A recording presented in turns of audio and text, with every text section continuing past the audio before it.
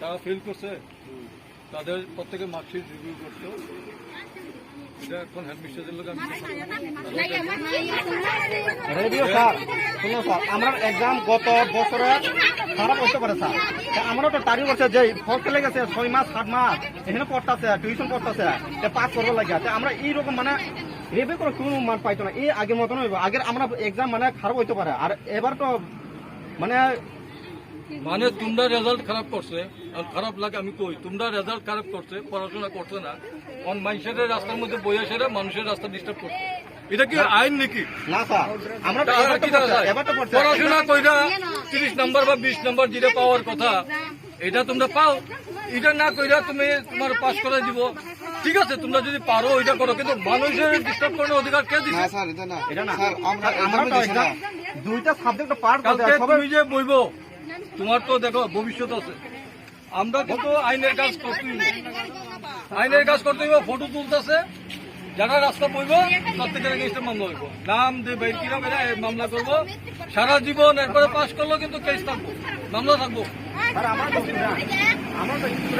এসব না কইরা বা না কইরা গার্জিয়ান দেয়া বা নিজেরা বইয়া হেডমিস্ট্রেসের লোকের যত সিস্টেম আছে, বাকি সব স্কুলে তো ফেল করছে, বাকি অনেক স্কুলে তো ফেল করছে। তারা কি সিস্টেম করতেছে, সবাই রাস্তার মধ্যে গিয়ে বইছে না। তৈল ত্রিপুরা যে সব জায়গা থেকে খবর হয়তো, লেফুঙ্গার মধ্যে কোনো খবর নাই, কাতলামারার মধ্যে কোনো খবর নাই, মোহনপুরের মধ্যে কোনো খবর নাই, বরকাঠালে কোনো খবর নাই। বাকি তো দূরের কথা, তোমার সুরেন্দ্রনগর কোথায় হয়েছে? কাতলামারা হয়েছে, লেফুঙ্গা হয়েছে, মোহনপুর হয়েছে। আরে এটা বুঝো, সব জায়গাতে ফেল করছে তারা, সবাই কি রাস্তা পাইছে? দেখেন স্যার, আমরা যদি জানি না হয় এটা ওই সাইডটা এটা স্টুডেন্ট মানতো না স্যার, এটা স্টুডেন্ট মানতোই না, মানতো না।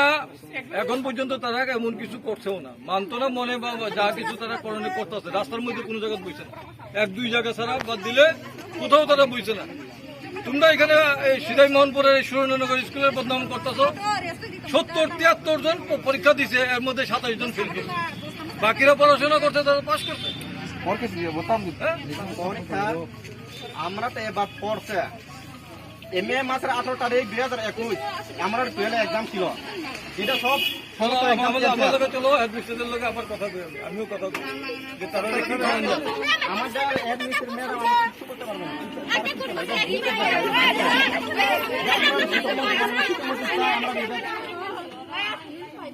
জবাব চাই আর ভোটের জবাব চাই। শিক্ষামন্ত্রীর জবাব কি রাস্তার মধ্যে বলে দিব? শিক্ষামন্ত্রী এটা করতে হবে স্যার, আমরা আন্দোলন